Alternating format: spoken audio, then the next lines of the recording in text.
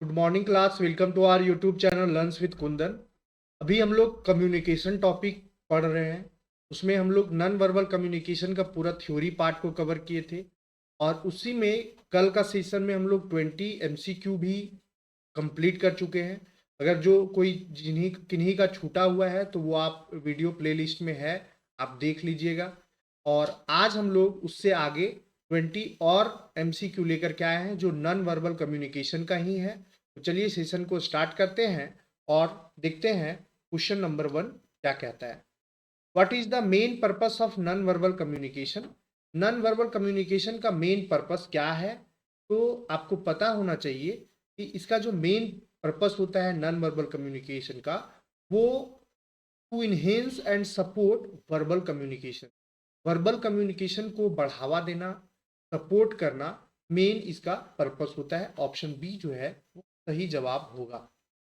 Next question है, which of the following is an example of para language? Para language में क्या होता है? Tone, pitch, speed of volume, ये सब जो है वो पैरा लैंग्वेज के अंदर में आता है। तो इसी से आप छांट सकते हैं कि कौन सा आंसर करेक्ट होगा। Raising your I bro in surprise, इसको हम लोग पैरा लैंग्वेज नहीं कहेंगे, ये फेशियल एक्सप्रेशन है और ये आपका काइनेसिक्स के अंदर में आता है। Speaking in high pitch voice when angry, ये आपका सही आंसर होगा, ऑप्शन बी। नेक्स्ट क्वेश्चन की ओर बढ़ेंगे। If someone frequently check their watch during a conversation it में इंडिकेट, वॉच को, है ना, वॉच, अब यदि कोई व्यक्ति बातचीत के दौरान बार बार अपनी घड़ी देखता है तो क्या संकेत कर रहा है? कन्वर्सेशन में इंटरेस्टेड है, नर्वसनेस और बॉर्डम फील कर रहा है, उब रहा है, respect for the speaker, speaker जो बोल रहा है उसका रिस्पेक्ट कर रहा है, या इंथुजियाज्म फॉर द टॉपिक, यानी कि विषय के प्रति उत्साह जता रहा है। तो आपको पता है कि वो उब रहा है, नर्वस फील कर रहा है। ऑप्शन बी जो है वो सही जवाब होगा, यानी 23 का भी ऑप्शन बी करेक्ट होगा। In formal community business setting which non verbal Q is most important for making a good first impression? औपचारिक व्यावसायिक सेटिंग में एक अच्छा पहला प्रभाव बनाने के लिए कौन सा गैर मौखिक संकेत सबसे महत्वपूर्ण होता है? जैसे हैंड शेक करते हैं हम लोग, तो ये आपका क्या है ना, फॉर्मल बिजनेस सेटिंग में मतलब कि इंपॉर्टेंट माना जाता है।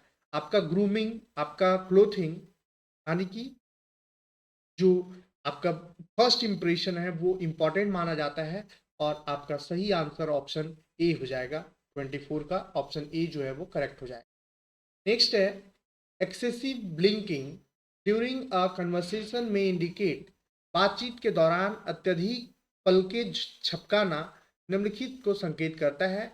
अगर आप बार बार ब्लिंकिंग कर रहे हैं, पलके झपका रहे हैं बातचीत के दौरान में, कन्वर्सेशन के दौरान में, तो इसका मतलब ये हुआ कि या तो आप घबरा रहे हैं, नर्वसनेस है, या फिर डिसऑनेस्टी आप पे झलक रही है। ऑप्शन बी करेक्ट हो जाएगा। नेक्स्ट क्वेश्चन की ओर बढ़ेंगे। Which of the following is an example of affective use of proxemics? Affective use of proxemics का एग्जाम्पल पूछा जा रहा है आपसे, तो आप अगर डिस्टेंस जो है, प्रॉक्सिमिक्स में क्या होता है कि डिस्टेंस कितना कवर कर रहे हैं आप बातचीत के दौरान, फॉर्मल इंटरव्यू के दौरान, आपका जो कंफर्टेबिलिटी डिस्टेंस है वो प्रॉक्सिमिक्स को शो करता है। और ऑप्शन बी की ओर जाएंगे हम लोग, ऑप्शन बी को सही मानेंगे। A student learning forward while listening to a lecture indicate boredom, यानी कि बोरियत फील कर रहा है, उब रहा है, या फिर interest and engagement, disagreement with the speaker, nervousness, क्या शो कर रहा है? आपको पता होना चाहिए कि आपका इंटरेस्ट एंड एंगेजमेंट को शो कर रहा है। ऑप्शन बी जो है वो सही जवाब होगा। नेक्स्ट क्वेश्चन की ओर बढ़ेंगे। Which type of non verbal communication can be affected by cultural differences the most? तो कल्चरल डिफरेंसेस को जो सबसे ज़्यादा प्रभावित करता है वो क्या करता है? तो देखो, इसमें जो आपका टाइमिंग है, कालखंड है, क्रोनोमिक्स जो है, काइनेसिक्स जो है, ऑक्यूलेसिस जो है, वो सभी ये प्रभावित करता है। तो none of the, all of these के तरफ जाएंगे हम लोग। ऑल ऑफ द अबव जो है वो सही आंसर होगा। If a person maintain prolong eye contact in some cultures it might be seen as. अब बताइए 29 नंबर क्वेश्चन का आंसर। 29 नंबर क्वेश्चन कहता है कि अ साइन ऑफ एग्रेशन और चैलेंज जो है वो सही जवाब होगा। ऑप्शन सी आपका सही है कि यदि कोई व्यक्ति कुछ संस्कृतियों में लंबे समय तक आंख से संपर्क बनाए रखता है तो इसे इस रूप में देखा जा सकता है, तो आक्रामकता और चुनौती का संकेत जो है वो माना जाता है। ऑप्शन सी जो है वो करेक्ट हो जाएगा। नेक्स्ट क्वेश्चन है क्वेश्चन नंबर 30। 30 को आप जल्दी से पढ़िए, हम थोड़ा सा लैपटॉप को चार्ज लगाते हैं।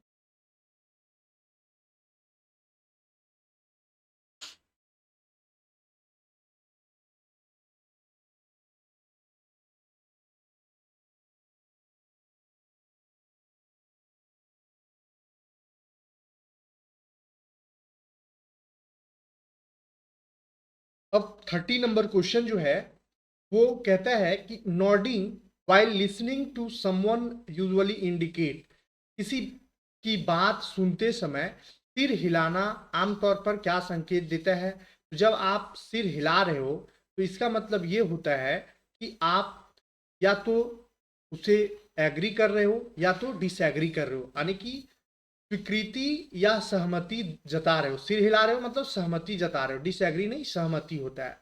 ठीक है, ऑप्शन सी जो है वो करेक्ट हो जाएगा। नेक्स्ट है what is the function of silence in communication. Communication में साइलेंस का जो फंक्शन होता है वो बहुत ही इंपॉर्टेंट माना जाता है, यानी कि इट में शो एग्रीमेंट मतलब सहमति, डिसएग्रीमेंट असहमति, या फिर कोई भी जवाब यानी कि नहीं दे पा रहे हो, मतलब कि ना हाँ है ना है। ऑप्शन बी जो है वो करेक्ट हो जाएगा। नेक्स्ट क्वेश्चन है if a speaker frequently touches their face while speaking it may indicate confidence, anxiety and deception, agreement with the listener और enthusiasm, यानी उत्साह को शो करता है। तो आपको पता है कि डिसेप्शन एंजाइटी चिंता को शो करता है। अगर आप बार बार फेस को शो कर रहे हो, ऐसे कर रहे हो, बार बार ऐसे कर रहे हो, तो ये आपका चिंता को शो करता है। ऑप्शन बी जो है वो सही हो जाएगा। Which of the following is an example of haptics. Haptics का एग्जाम्पल बताना है आपको। तो a teacher painting a student on the back for good performance, अच्छे प्रदर्शन के लिए छात्र की पीठ थपथपाने वाला शिक्षक को क्या कहते हैं, हैप्टिक्स कहते हैं। आप हैप्टिक्स को ऐसे भी समझ सकते हैं कि अगर आप कोई फ्रेंड से मिलते हैं या फिर कोई आप फॉर्मल मीटिंग में जाते हैं और अपने सीनियर जूनियर से हैंडशेक करते हैं, तो ये आपका हैप्टिक्स का एग्जाम्पल है। हैप्टिक में आप बॉडी को टच करके, बिना बोले बॉडी को टच करके आप बातचीत करते हो, शाबाशी देते हो, हग करते हो, हैंडशेक करते हो, तो ये हैप्टिक का एग्जाम्पल है, आप ऐसे समझ सकते हो। नेक्स्ट है a firm's handshake in western culture typically indicate nervousness, weakness, confidence and professionalism और disinterest। ऑप्शन सी जो है वो करेक्ट हो जाएगा और ये आपका कॉन्फिडेंस को शो करता है और सही आंसर सी है। 35 नंबर क्वेश्चन है in a job interview which non verbal cue can create a negative impression. अगर आप जॉब के लिए इंटरव्यू देने जा रहे हो और वहां आपका जो झकना या फिर आंख से आंख मिलाने से बचना, जिसको कहते हैं कि आप आंख में आंख मिला करके नहीं बात कर पा रहे हो, आंख झुका करके बात कर रहे हो, इधर उधर रख करके बात कर रहे हो, इससे पता चलता है कि आप में कॉन्फिडेंस नहीं है और आपका इंटरव्यू अच्छा नहीं माना जाता है। तो ऑप्शन सी इस कारण सही हो जाएगा। The way a person manage their schedule and time in interaction is an example of क्या होता है, क्रोनोमिक्स। क्रोनोमिक्स जो है वो आपका सही आंसर होगा। 36 का ऑप्शन बी जो है वो करेक्ट हो जाएगा, क्योंकि ये टाइम से रिलेटेड होता है, सॉरी डिस्टेंस से रिलेटेड होता है। डिस्टेंस लर्न रखिएगा, इसमें कितना डिस्टेंस में आप बात कर रहे हो, बात करते वक्त पब्लिक प्लेस पे कैसे डिस्टेंस मेंटेन करना होता है, क्लोज फ्रेंड के साथ में आप कितना डिस्टेंस मेंटेन करते हो, ये क्रोनोमिक्स बताता है। काइनेसिक्स में आप फेशियल एक्सप्रेशन, गेस्चर, पोस्चर होता है, क्रोनेमिक्स में डिस्टेंस कितना मेंटेन कर रहे हो, हैप्टिक्स में आप हैंडशेक कर रहे हो, शाबाशी दे रहे हो, हग कर रहे हो, ये आपका हैप्टिक्स में होता है। इसी तरह से आप नॉन वर्बल कम्युनिकेशन का आप एग्जाम्पल को समझ लीजिएगा। 37 नंबर क्वेश्चन कहता है कि if a speaker maintain too much eye contact it may be perceived as confidence and too much, बहुत ज्यादा आंख में आंख डाल करके बात कर रहा है, जिसको कहते हैं घूरना, तो हम लोग कहते हैं आम बोलचाल की भाषा में घूर रहा है बार बार, वो एग्रेशन को शो करता है, इंटिमिडेशन को शो करता है, धमकी को शो करता है। तो ये आपका ऑप्शन सी जो है वो करेक्ट हो जाएगा। A slow and soft tone of voice para language usually convey, जब आप एकदम प्यार से बोलते हो, सॉफ्ट लैंग्वेज में बोलते हो, इसका मतलब होता है कि आप एक्साइटमेंट को शो कर रहे हो, या गंभीरता को भी बोल सकते हो, या तो सैड हो या तो सीरियस हो। एक्साइटमेंट नहीं होगा, डिसऑनेस्ट नहीं होगा, एंगर नहीं होगा, एंगर में तेज बोलता है। ऑप्शन बी जो है वो सही हो जाएगा। अब धीरे दो ही केस में बोलते हो, जब आप उदास होते हो या फिर आप सीरियस होते हो, जब आप दिमाग में आपका कुछ और चलते रहता है, सोचते रहता है, तब आप ऐसा करते हो। नेक्स्ट है, इन digital communication the use of emojis present which type of non verbal communication.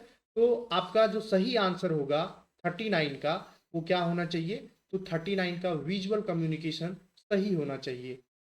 Next है, अ presenter moving their hands frequently while speaking is an example of, बोलते समय बार बार हाथ हिलाने वाला प्रस्तुतिकर्ता किसका उदाहरण है।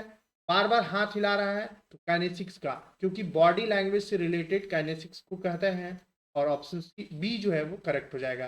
तो आज का सेशन का ये लास्ट क्वेश्चन था। वीडियो अगर हेल्पफुल लगा हो तो वीडियो को लाइक कर दीजिएगा, शेयर कर दीजिएगा, सभी ग्रुप में शेयर कर दीजिएगा, जिससे हमारा भी कुछ मेहनत का फल मिले और आपका भी, आपके पास बिना किसी पैसा लगाए आप आसानी से यूजीसी नेट का तैयारी कर सको और अपना सिलेक्शन ले सको। धन्यवाद।